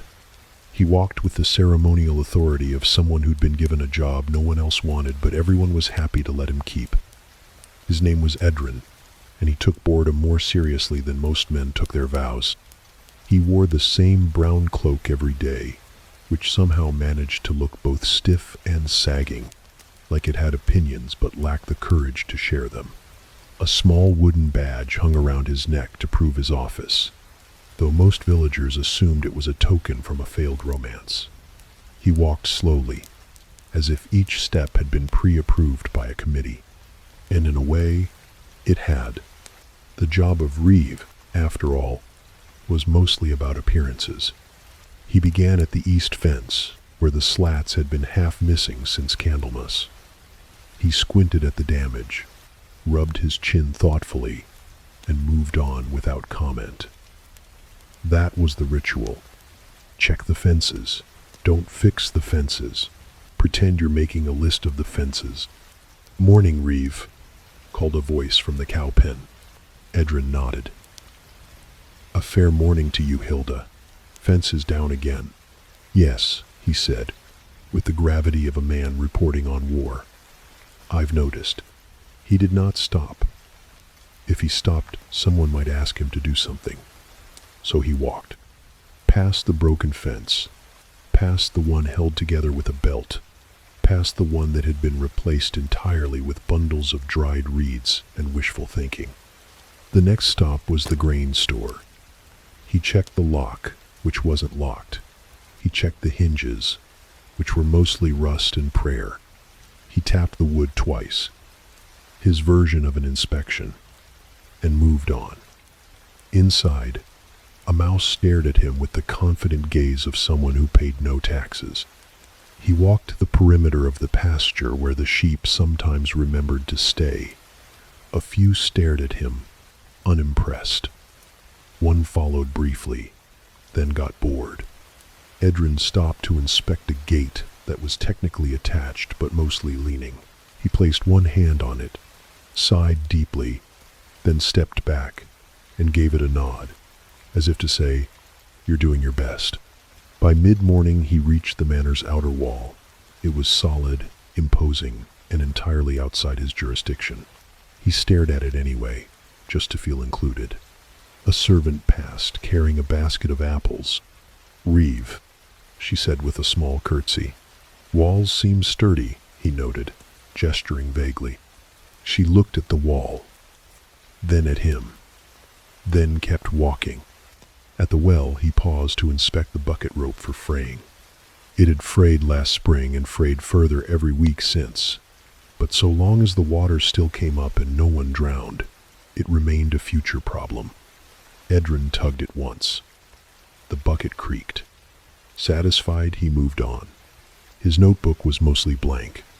He sometimes pretended to write things down, but the quill was dry, and he'd forgotten the ink 3 years ago. Still, people respected the performance. That was the key. The villagers didn't want a Reeve who solved problems. They wanted one who noticed them, made a serious face, and then moved along like a man burdened with invisible calculations. He made his way to the pigsty, which wasn't part of his official round, but had become a personal ritual. The pigs liked him. He didn't know why. Maybe it was his pace. Maybe it was because he never asked anything of them. He leaned on the gate, watching as one snorted and rolled in the mud with theatrical joy. "Must be nice," he muttered. Back through the main path, he passed the blacksmith, who was hammering something too hot and too loud to be polite. Edrin raised a hand. "Fences holding up?" The blacksmith grunted. It might have been yes. It might have been go away.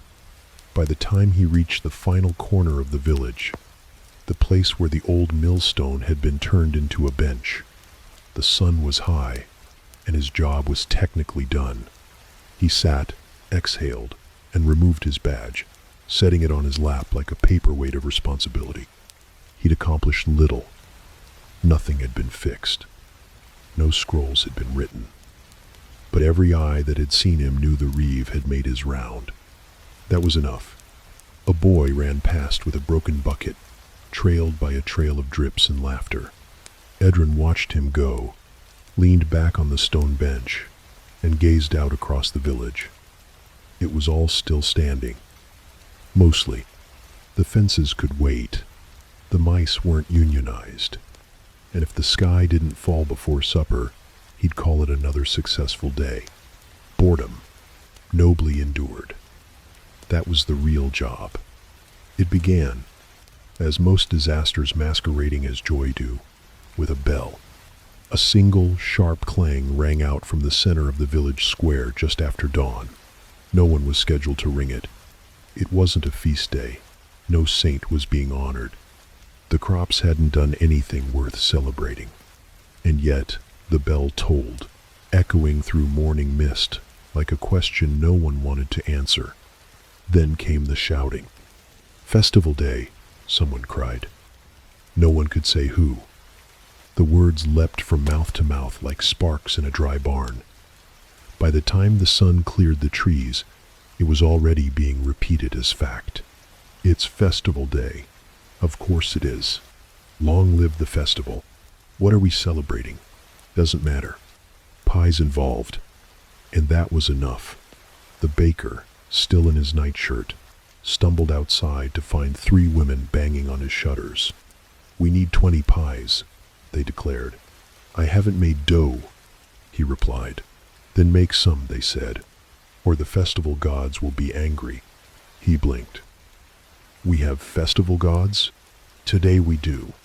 The blacksmith's apprentice began tying ribbons to a fence post. The fence post collapsed. He tied them to a goat instead. The goat, named Oswald, and already known for questionable decision-making, took this as a sign of political ascension and began headbutting barrels with imperial pride. By mid-morning, the square was unrecognizable. Someone had dragged out a fiddle. Someone else, who had never played the flute before but claimed a strong family resemblance to those who had tempted to join in. The result was music, if music could be defined broadly enough to include wailing cats and stepped-on ducks. The butcher declared he'd host a competition. Guess what's in this pie? Entry was free. Regret was not. A group of children reenacted a heroic tale of Sir Turnip and the Dragon of Dirt, which involved one boy wearing a bucket and another pretending to breathe fire with the help of an unfortunate chili pepper. An old woman blessed them both. No one knew if she was an actual healer or just enjoying the moment. At the edge of the crowd, the priest stood squinting in confusion. "Who sanctioned this?" "You did, Father." Someone lied. "Oh," he said. "Well, let us give thanks." He raised his hands. A cheer went up. The cheer had nothing to do with him. It was because the goat had just stolen someone's hat and was wearing it with undeniable style. Banners appeared, though no one could recall owning banners. One was clearly a bedsheet. Another had suspiciously familiar embroidery from someone's Sunday tunic. But hung high and flapping in the breeze, they looked official enough to convince even the skeptics. There was dancing. There was tripping disguised as dancing. There was something that could only be described as enthusiastic flailing from the reeve, who insisted he was performing a traditional harvest jig from his youth. The crowd politely avoided eye contact while giving him space. The pies, when they emerged, were diverse in both content and structural integrity. One was definitely just mashed beans inside a bread bowl. Another may have contained fish or soap. It was hard to tell. Everyone agreed to smile while chewing. The ale flowed early, too early. By noon, the blacksmith was serenading a pig. The pig, to its credit, seemed charmed. By 1 o'clock, 2 arguments had broken out over whether this was a real holiday or just an elaborate prank. By 2, both parties were drunk enough to agree that it didn't matter. "Should we do this every year?" someone shouted. "Yes," someone else replied. "Especially the pies." "No, not the pies," shouted a third, mouth still full. Children raced in circles. A man juggled 3 onions and then sneezed himself into unconsciousness. The goat climbed the hay cart and attempted a speech. No one understood it, but the applause was thunderous. As afternoon settled into its lazier phase, the square became a sea of napping bodies and crumpled paper crowns. The fiddler had broken 2 strings. The flute had been lost in a barrel. Someone passed around honey cakes that were mostly just honey with regrets. The priest eventually sat beside the baker, both men sipping from the same jug. "What are we celebrating again?" the baker asked. "Unity," said the priest, squinting into the sun. "Or chaos?" "Maybe both. It's not a real holiday, is it?" "Is any of them?" The priest shrugged. "People remembered joy. That seems worth ringing a bell over." They clinked cups. Somewhere, the goat fell off the hay cart. By nightfall, torches flickered, songs stumbled, and the air grew thick with contented confusion. No one remembered who rang the bell. No one knew if it would happen again. But for one odd, inexplicable day, the village had celebrated something no one could name. And that, somehow, felt sacred. The village was asleep, or at least pretending to be.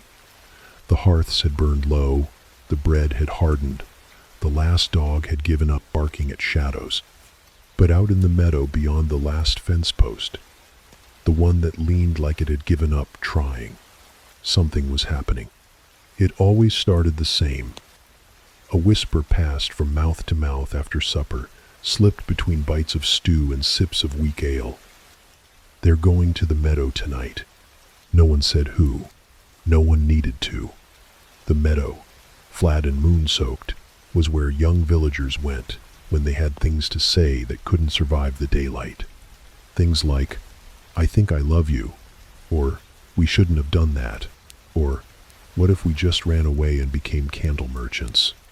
The moon tonight was full and nosy, hanging fat over the treetops like it wanted a front row seat. Crickets chirped with gossiping rhythm.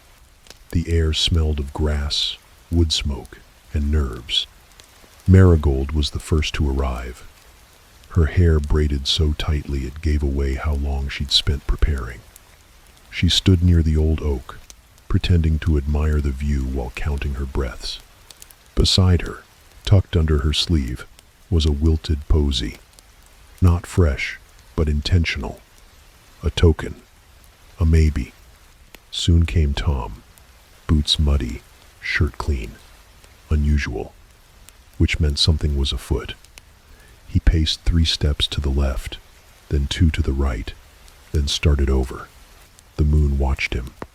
So did Marigold, though she didn't say a word. Elsewhere, behind the blackberry bushes, Elsie and Marta whispered like they were planning a heist. "He's going to ask her tonight." "No, he's not," he told Joran. "Joran lies. He was crying when he said it. Could be allergies." The 2 girls paused to watch a pair stumbling over the hilltop, hands clasped awkwardly like they hadn't decided if it was romantic or a negotiation. Down by the riverbank, someone was singing, badly. Someone else hushed them. A 3rd person started clapping to the beat. The village night was alive with potential disasters. Then came the first proposal. It wasn't dramatic, just a boy kneeling in a puddle, offering a bent ring and a shaky sentence. "I know I've got nothing, but maybe we could have nothing together." The girl blinked, said nothing, then kissed him hard enough to startle a nearby owl. He forgot how to stand. She forgot how to breathe. Not far off, someone else tried the same, but fumbled. Do you want to? If I built a hut, would..." She stared at him. "That's your pitch?" He wilted. "There'd be goats. I'm allergic to goats." The moon did not blink. It merely listened. Under its watch, a dozen almost lovers stumbled through half-confessions, whispered dreams, and impulsive handholds. Someone sang again, louder this time. Someone sobbed beside a log. Another person offered a bracelet made of twine and regret. At least 2 proposals were accepted. One was sealed with a promise to not be as annoying next year. The other was sealed with a pinky swear and a spit handshake. But not everyone left glowing. Lena waited an hour under the hawthorn tree, clutching a note in her sleeve. He never came. She burned the note with a flint and walked home barefoot, wiping her eyes like they were just adjusting to the moonlight. Gareth proposed to the wrong girl by mistake. In the dark, cloaks look awfully similar. She laughed until she cried. He cried until he laughed. They both agreed to pretend it never happened. Two boys stood side by side in silence for 20 minutes. One eventually said, "Well, good night." The other nodded. Both stayed 5 more minutes, just in case. The priest's daughter, who wasn't supposed to be there at all, kissed someone behind the old millstone and immediately whispered, "I think I've made a terrible mistake." He replied, "I think I've made a great one." The goat was there too somehow, wearing a garland, possibly betrothed. By the time the stars began to fade and the horizon hinted at gray, the meadow looked like the aftermath of a very emotional harvest. Bits of ribbon, forgotten shoes, a crushed flower crown.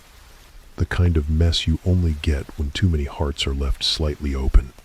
One couple walked home in silence, fingers brushing occasionally, not quite ready to hold hands but too hopeful not to try again tomorrow.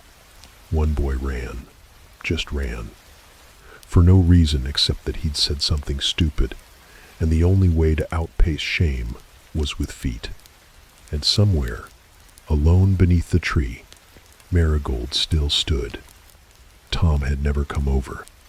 She waited until the sky turned pale, then dropped the posy, turned around, and walked home with a dignity that cracked only once when she tripped on a root. By morning, no one would speak of it. Not directly, but glances would linger. Smiles would mean more, and two people would avoid each other until next week, when the awkwardness wore off or blossomed into something worse. Midnight had been kind to some, cruel to others, but it had been honest. And in the year of our Lord, honesty under the moon was as close to magic as most villagers ever got. Evening vespers had just begun, and the chapel smelled like wax and wet wool. The priest had cleared his throat precisely twice, the exact number needed to signal divine readiness. And the villagers had settled into their usual formation, solemn, mildly damp, and trying not to sneeze. Candles flickered like they, too, were trying to stay awake. Rain tapped gently on the chapel roof, and the choir boys were humming the pre-hymn hum, which was not official but had become a tradition in the way that all things done repeatedly tend to become sacred. Then came the chicken. It entered like a ghost, with no fanfare and no apology, slipping through the open side door left ajar by a latecomer named Ellis, who would later deny everything. At first, no one noticed. The chicken moved with the kind of stealth usually reserved for sinners and tax collectors. It was a modest chicken, brown-feathered, beady-eyed, possibly sentient. It strutted halfway down the aisle before anyone made a sound. It was the blacksmith's daughter who saw it first. "There's a chicken," she whispered. Her brother shushed her. "No, look, it's under the third bench." The priest paused mid-sentence. "He who sows in sorrow shall reap in." Cluck. The sound echoed louder than it should have. The villagers, trained in the sacred art of ignoring awkward things in sacred places, remained frozen. Except the chicken, who had now perched itself near the altar and was pecking curiously at a discarded bit of wax. The priest closed his book. "Did anyone bring that?" The silence said no. The silence also said, "Let's all agree to pretend it's not happening." Then the chicken flapped.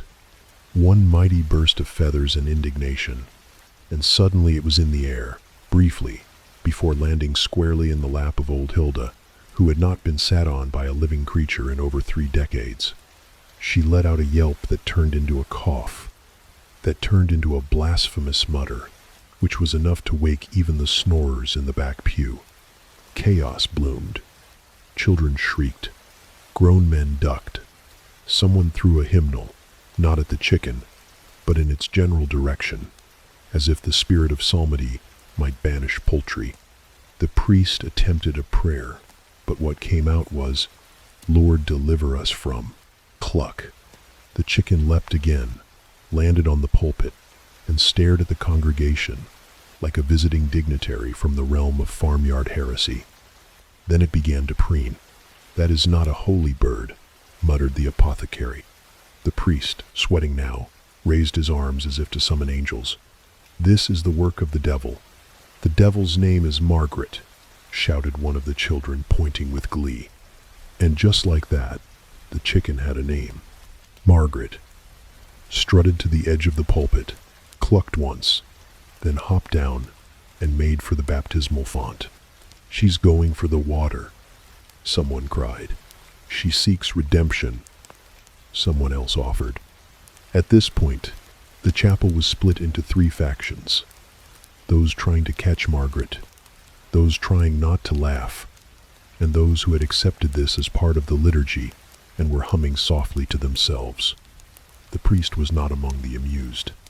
He chased Margaret with a ceremonial candle, shouting something about unclean spirits and poultry in sacred spaces. The candle went out. Margaret escaped. The children cheered. The baker's wife tried to trap her using her shawl. The shawl got torn. Margaret escaped again. Eventually, it was the youngest choir boy.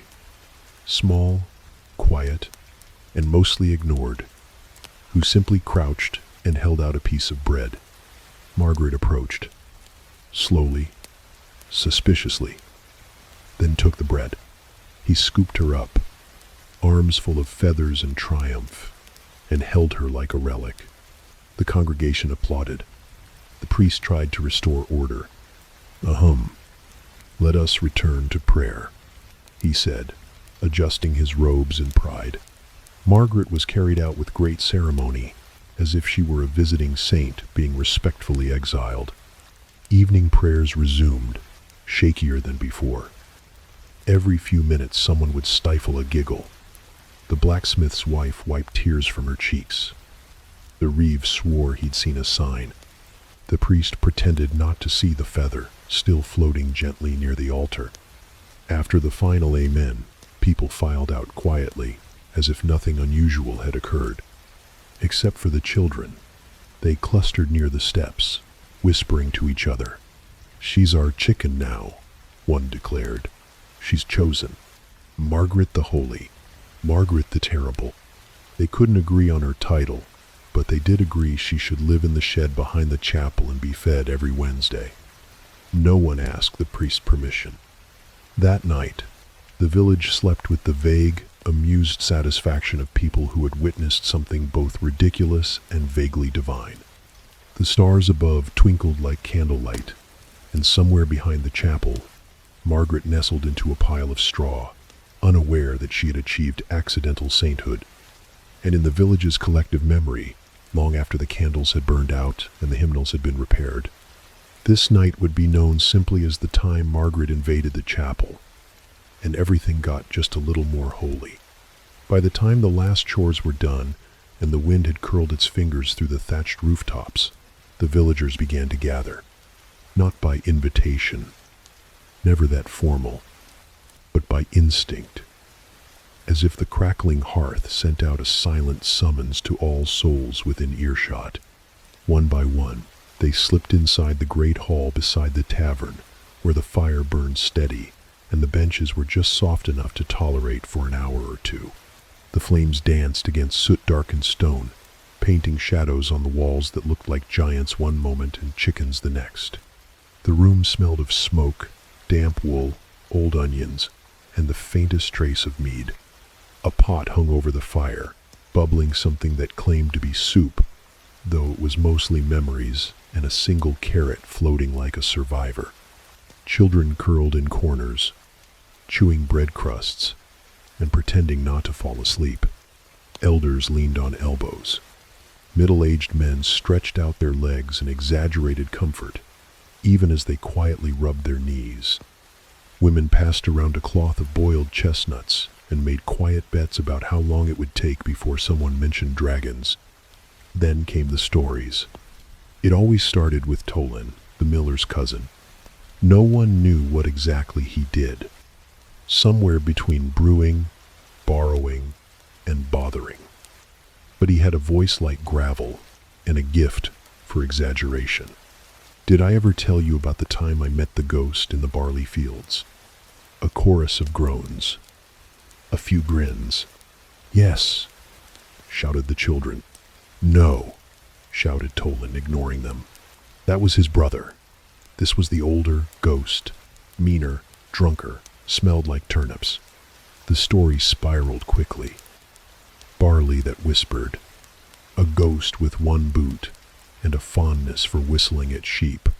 A chase that ended with Tolan locked in a grain bin overnight. You just passed out in there, muttered someone. Semantics, he replied. Next came Maud, who claimed she once knew a man who wrestled a bear for romantic reasons. No one believed her, especially since the bear was later revealed to be a very large dog, and the romance ended in a splintered fence and 2 missing teeth. Still, she told it well, and her voice rose and fell like a fiddle tune, making even the nonsense feel noble. Then there was Wilfred, who always told the same story, about a chicken that laid an egg shaped like a perfect cube. Every time, the details changed slightly. Tonight, the chicken's name was Judith, and the egg was mistaken for a dice and used in a game that ended a marriage. Between stories, mugs clinked, logs shifted, and someone threw another stick on the fire. Sparks jumped like they had somewhere to be. A hush fell when old Bram spoke up. He rarely did. He was missing 2 fingers and all of his patience, but he told stories like he'd bottled time. This one's true, he said, which was how you knew it absolutely wasn't. He told of a knight who had no horse, only a very determined goat named Cyril. The knight rode Cyril into battle, or tried to, and the goat responded by eating part of his armor. They never made it past the village gate. But somehow, Bram spun it into a tale of destiny, betrayal, and goat-based prophecy. By the end, people were wiping tears from their eyes, some from laughter, others from sheer confusion.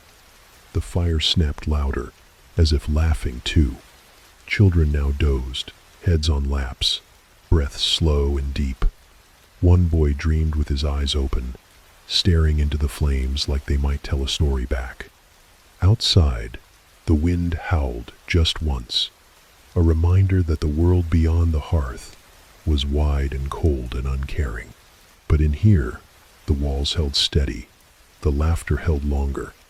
Rilla told a tale of a man who sneezed so hard it dislodged a tooth and changed the outcome of a local election.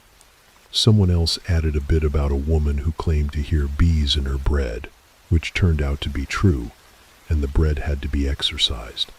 I once saw a duck walk into the tavern, quack 3 times, and leave. Was it a real duck? Define real. The stories blurred into one another, like watercolors left in the rain.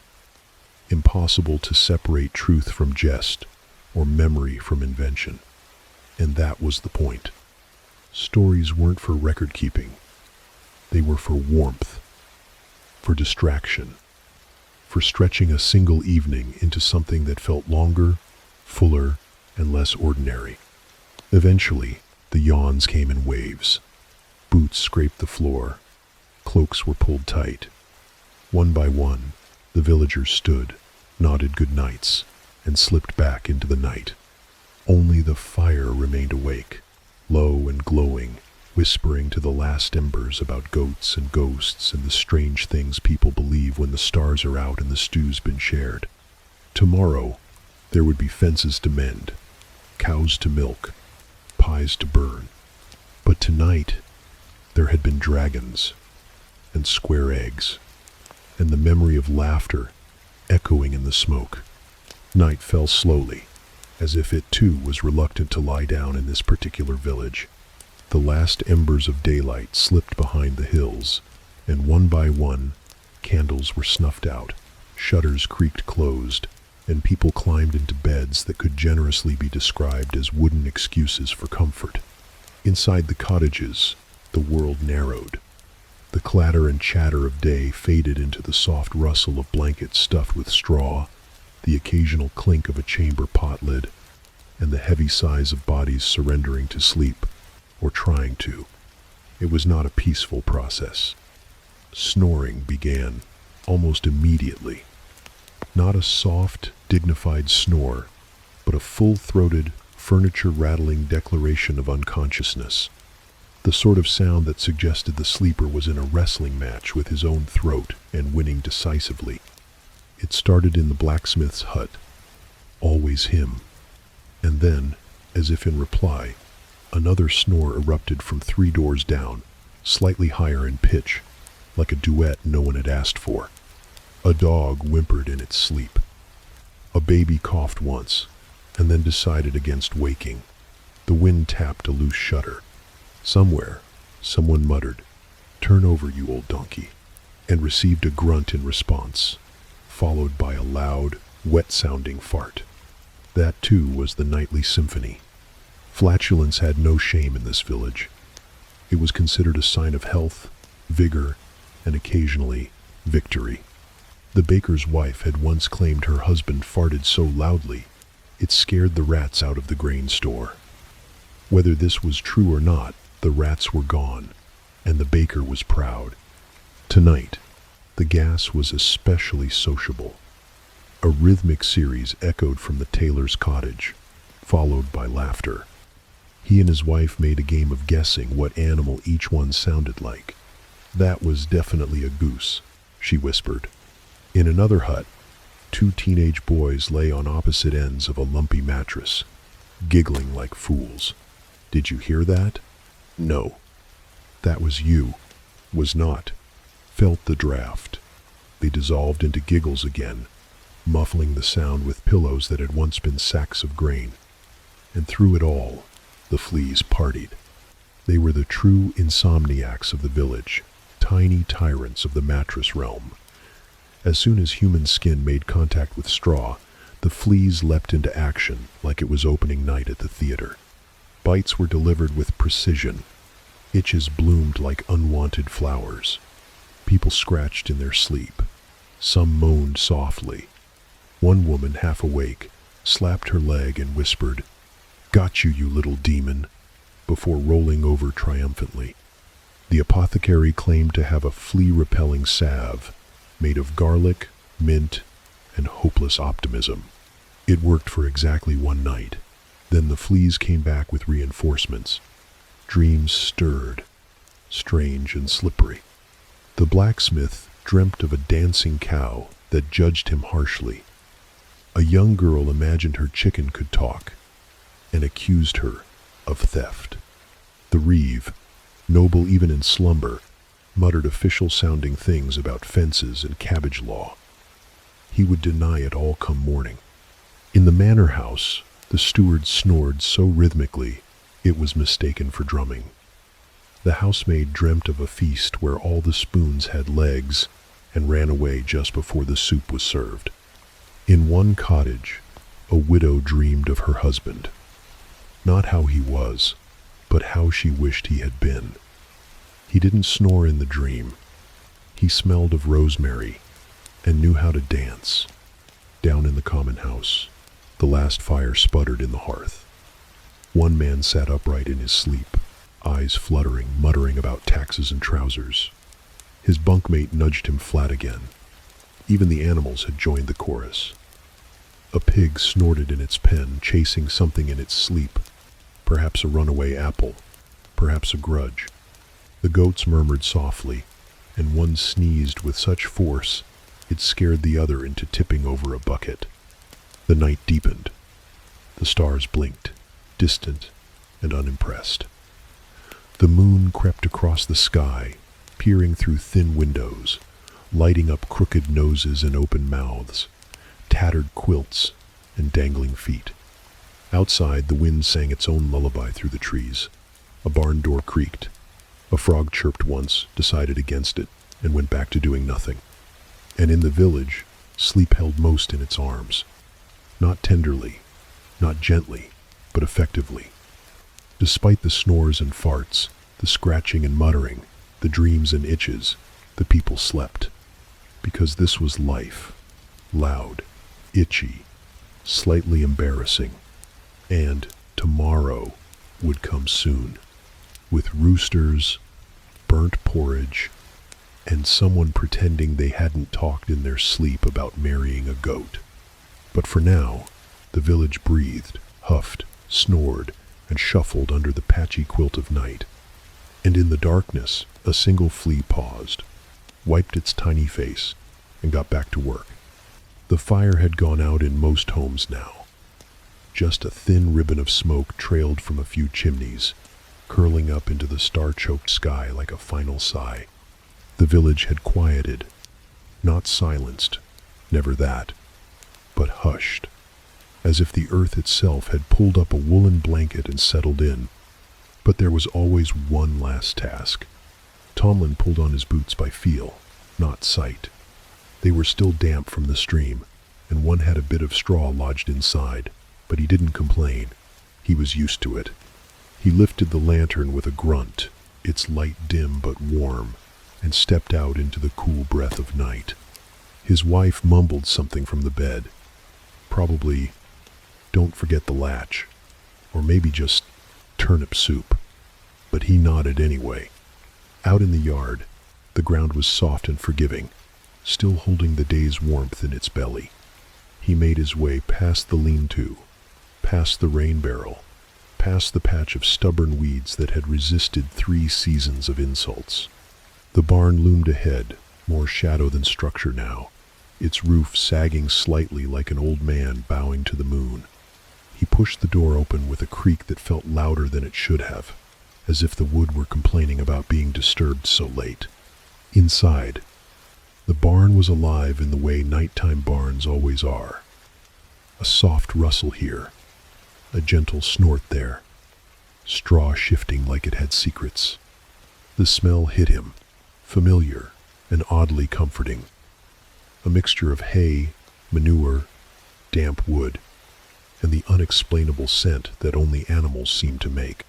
"All right," Tomlin whispered. "Just one last look." He walked past the chickens first. Most were huddled in clumps, dreaming of worms and dominance. One lifted its head, blinked at him with reptilian judgment, and tucked itself back into feathered sleep. The goat pen came next. The twins, Mumble and Crick, were tangled together in a way that defied logic and physics. One of them chewed something in its sleep. Tomlin didn't ask what. Then came the main event. Gertrude. She was the largest animal in the village, possibly the oldest, definitely the loudest. She had opinions about everything, and wasn't shy about expressing them. If the world wasn't to her liking, she'd let you know, with a kick, a bellow, or a long pointed stare that seemed to pass judgment on your entire lineage. But tonight, Gertrude was quiet. She lay curled in the straw like a great hairy boulder. Her breathing was slow and steady. Her eyes, half-lidded, tracked Tomlin's approach with the weary tolerance of someone who has lived too long to be surprised by anything anymore. He knelt beside her. "You all right, girl?" he asked softly. She blinked once, then closed her eyes. "That's what I thought." He reached out and gently scratched the patch behind her ear she liked, the one that made her twitch her nose and groan like a spoiled baroness. She didn't twitch tonight, just a long exhale, warm and damp, and the faintest shuffle of hooves against straw.